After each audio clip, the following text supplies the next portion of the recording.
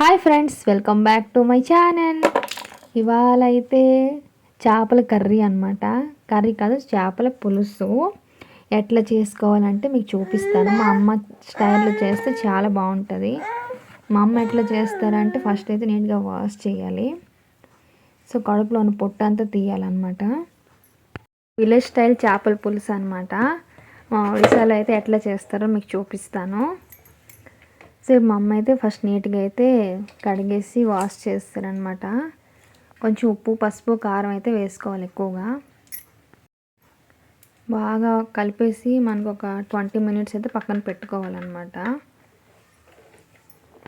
బాగా కలుపుకోవాలి, మొత్తం పట్టాలన్నమాట. అమ్మ అయితే నీట్గా బాగా ముక్కలకైతే పట్టాలన్నమాట. పట్టేటట్టు కలుపుకోవాలి మనం.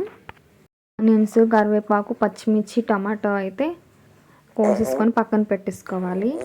చేయండి, నా బావ అయితే వాయిస్ ఇస్తుంటే డిస్టర్బ్ చేస్తున్నాడు.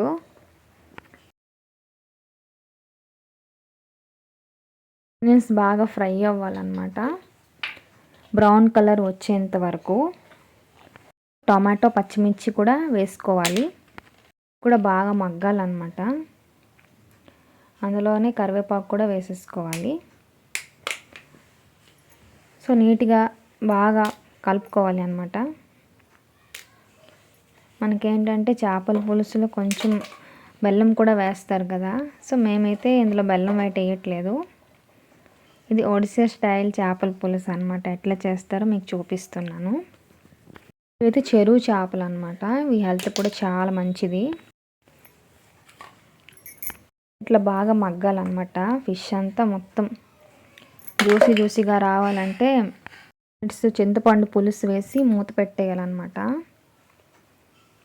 మనకు అప్పుడే చాలా బాగా ముద్దగా ముక్కలకైతే చాలా బాగా పడుతుంది.